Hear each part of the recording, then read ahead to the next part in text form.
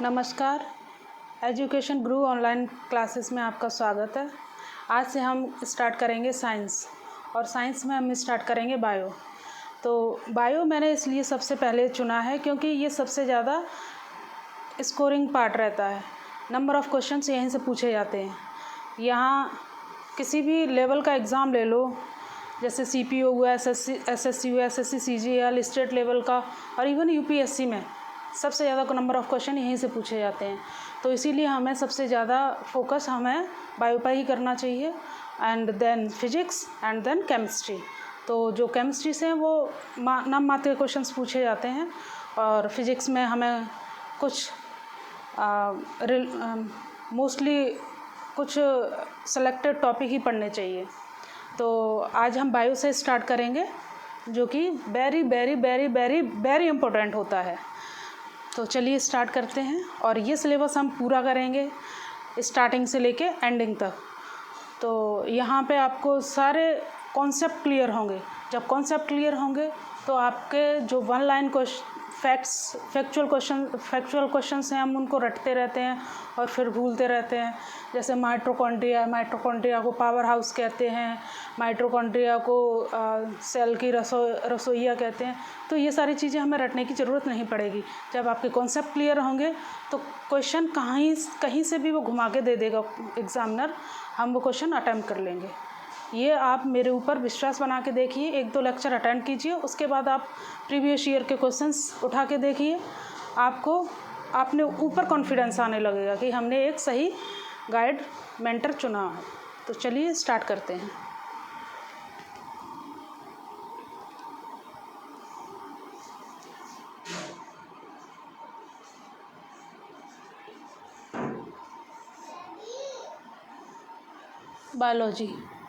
Biology 2 शब्दों से मिलकर बना हुआ है, बायो प्लस लोगोस।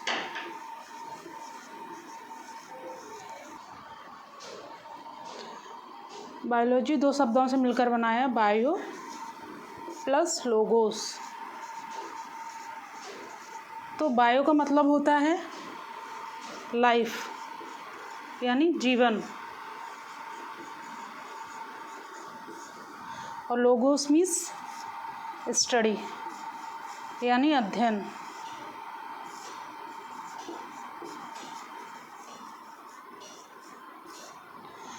तो study of life is called biology. तो जो लाइफ है, लाइफ क्या है?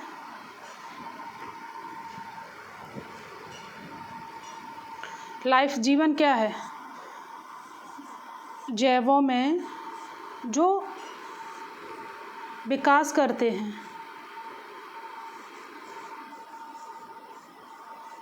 उसी को क्या बोलते हैं? जीवन।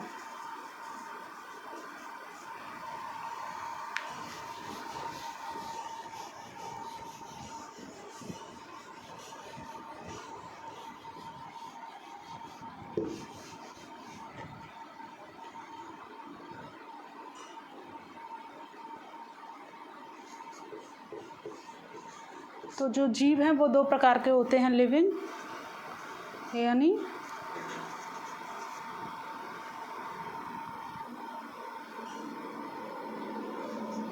जीवित, और अजीवित।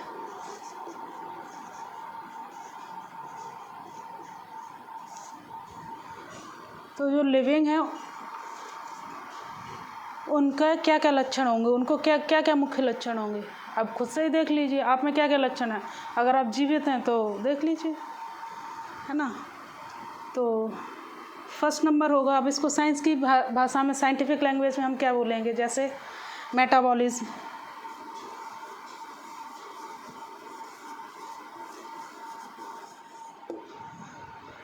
अब ये मेटाबॉलिज्म किस चिड़िया का नाम है?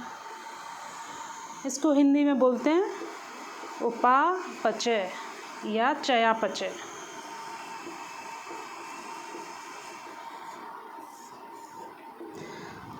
साइंस में ना कुछ वर्ड्स को ना आप इंग्लिश में ही याद रखिएगा, क्योंकि हिंदी में वो बहुत ज़्यादा टिपिकल हो जाते हैं और आपको मेमोराइज़ करना मुश्किल हो जाता है। तो इसलिए कुछ वर्ड्स ऐसे होते हैं जिनको इंग्लिश में लर्न करना ही बेटर होता है। तो चयापचय क्या है? चयापचय जैसे हम भोजन का क्या कहते हैं? परिवहन। भोजन का क्या करते हैं हम? पोषण। पोषण, परिवहन। अगर भाई खाना खाया है तो उसको सारी जगह भेजना भी तो है। अब मान लो एलिमेंट्री कैनाल से, आहार नाल से भोजन गया तो उसको सारे अंगों में पहुंचाना भी तो है। तो परिवहन। श्वसन, श्वसन के जरिए ऊर्जा उत्पादन। एंड देन उत्सर्जन। अब जब ज़्यादा खा लिया तो उसको निकालना भी तो है, तो वेस्ट मटेरियल को बाहर निकालना है। उत्सर्जन। अगर आप मेटाबॉलिज्म को ऐसे भी डिस्क्राइब करेंगे कि मेटाबॉलिज्म को हम पोषण, परिवहन, श्वसन और उत्सर्जन कहते हैं, तो ये भी सफिशिएंट है। लेकिन अब मेटाबॉलिज्म को भी हम 2 पार्ट में डिवाइड कर सकते हैं।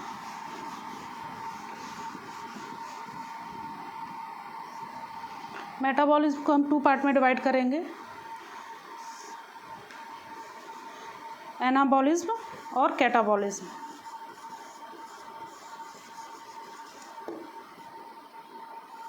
इसको ए दे देते हैं और इसको बी, कैटाबॉलिज्म।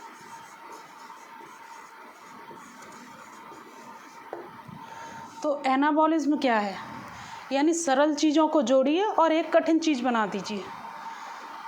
तो सरल चीज़ें जैसे सपोज कि जो प्रकाश संश्लेषण होता है, फोटोसिंथेसिस होता है, जो पेड़ पौधे अपना भोजन बनाते हैं उस क्रिया को प्रकाश संश्लेषण बोलते हैं, फोटोसिंथेसिस। तो वही है एनाबॉलिज्म में, वो सरल चीज़ों को जोड़ते हैं और एक कठिन चीज़ बना देते हैं। तो जैसे CO2 प्लस H2O सनलाइट की प्रेजेंस में, C6H12O6 प्लस O2। ये हो गया हमारा एनाबॉलिज्म। और इस क्रिया को बोलते हैं एनाबॉलिक क्रिया। यानी सरल को जोड़िए सरल चीज़ों से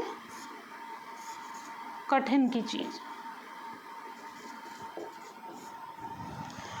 अब सेकंड देखते हैं हम कैटाबॉलिज्म। कैटाबॉलिज्म जस्ट इसका उल्टा है, यानी कठिन से सरल। अब कठिन से सरल कैसे? यानी ये विघटनकारी क्रिया है। जैसे C6H12O6 is equal to CO2 plus H2O plus ऊर्जा।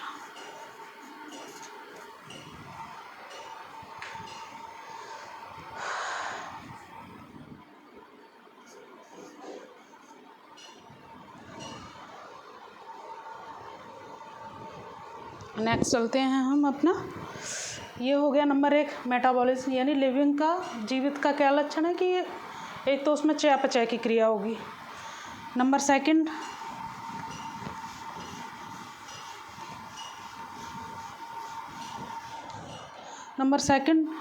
रिप्रोडक्शन, प्रजनन। जीव ही मात्र एक ऐसा प्राणी है जो अपने जैसे जीव उत्पन्न कर सकता है, नहीं तो अजैव प्राणी कहाँ कर पाते हैं रिप्रोडक्शन।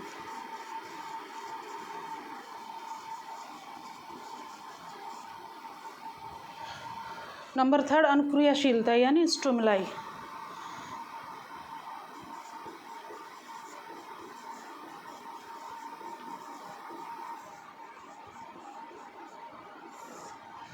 अनुक्रियाशीलता, अब ये अनुक्रियाशीलता क्या है? प्रजनन तो सबको पता है कि अपने जैसी संतान उत्पन्न करना। अब प्रजनन क्या है, अनुक्रियाशीलता क्या है? जैसे सपोज दैट आज टेम्परेचर 26 डिग्री सेल्सियस है, एकदम से इसको हम कर देते हैं 15 या 10 डिग्री सेल्सियस, तो क्या होगा? हम कांपने लगेंगे ठंड से, या फिर बढ़ा दिया जाए या टेम्परेचर बढ़ गया मान लो मई जून का टाइम है और टेम्परेचर एकदम से बढ़ गया तो आप गर्मी से एकदम बेहाल हो जाएंगे। तो ये क्या है, अनुक्रियाशीलता। ये सिर्फ और सिर्फ जीवितों में ही पाई जाती है ना। नेक्स्ट चलते हैं।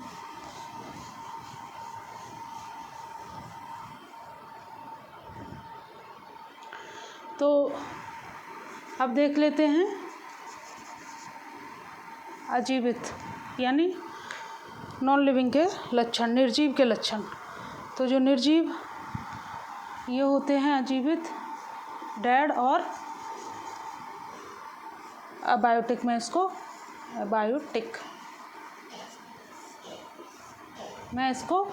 डिवाइड कर दिया गया। तो डेड के जो मरे हुए हैं, मान लो कोई पेड़ था वो मर गया हज़ारों साल पहले और एक तूफान आया उसमें दब गया, हज़ारों साल बाद जब वो कोयले के रूप में निकला या मान लो एज इट इज़ निकला सपोज दैट, तो उसके अध्ययन को हम क्या बोलेंगे, जीवाश्मिकी। यानी जो मरे हुए हैं उनके अध्ययन को या जो फॉसिल्स बन चुके हैं उसके अध्ययन को हम बोलते हैं जीवाश्मिकी। इंग्लिश में बोलते हैं पैलियोंटोलॉजी।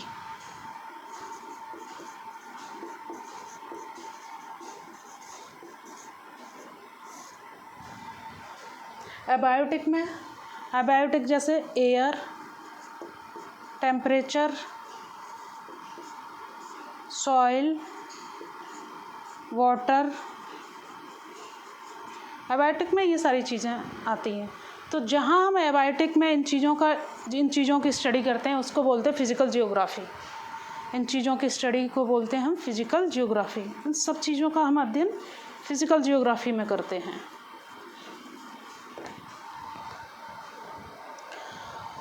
एक चीज़ और यही मेंशन कर लेते हैं कि जो लिविंग और एबायोटिक यानी लिविंग के बीच और एबायोटिक के बीच जो संबंध होता है,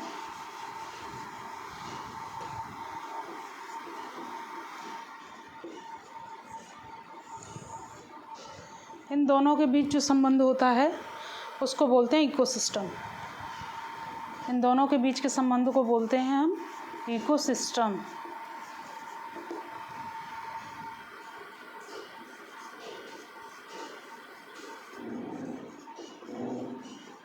और इकोसिस्टम की स्टडी को बोलते हैं हम, study of ecosystem is called ecology.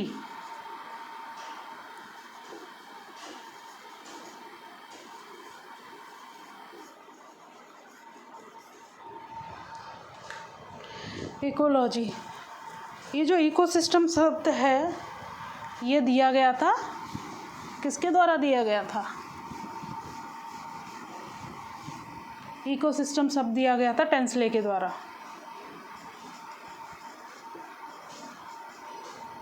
Ecosystem शब्द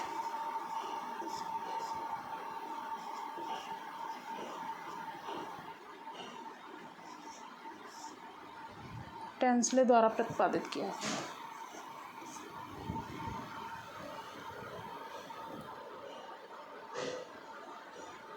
और जो इकोलॉजी शब्द है वो अर्नेस्ट हैकल के द्वारा, इकोलॉजी शब्द अर्नेस्ट हैकल के द्वारा दिया गया था। इसका प्रतिपादन अर्नेस्ट हैकल।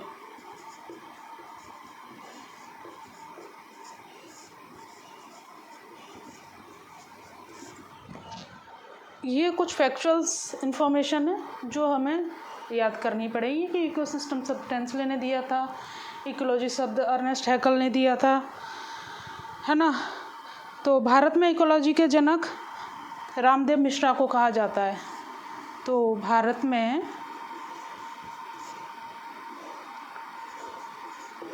इकोलॉजी के जनक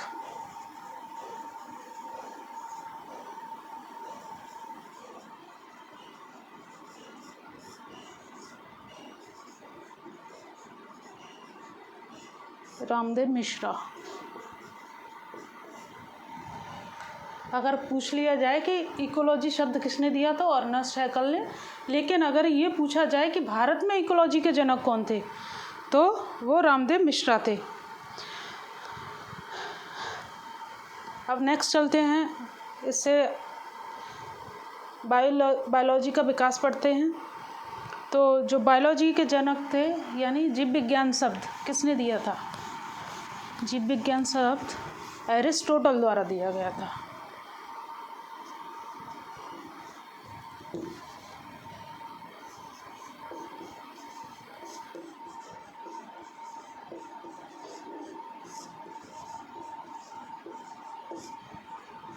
जीव विज्ञान शब्द अरस्तु ने दिया था।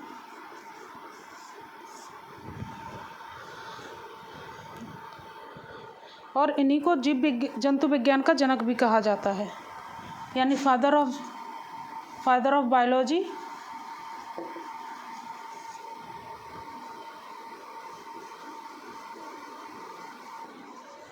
Father of biology Aristotle and father of zoology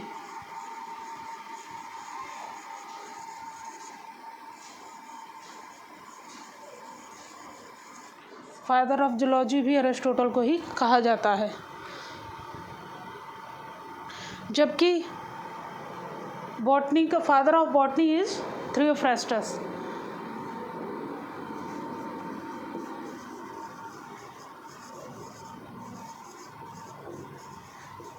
यानी वनस्पति विज्ञान के जनक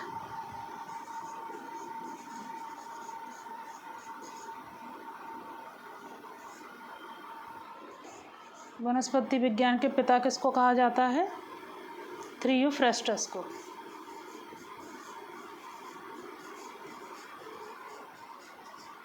ये इनके शिष्य थे, किनके? अरस्तु के।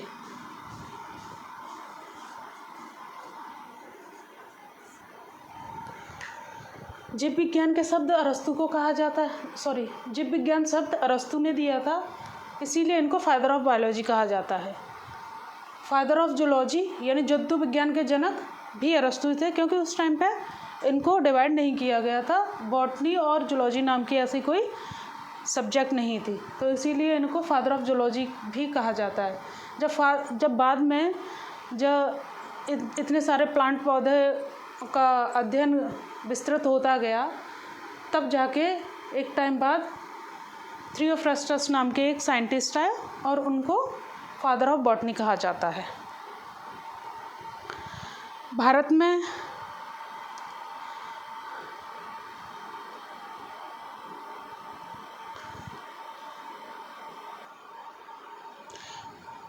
ये था बेसिक आइडिया बायो का, एक जनरल इन्फॉर्मेशन थी। अब इससे हम अपना नेक्स्ट टॉपिक करेंगे द सेल।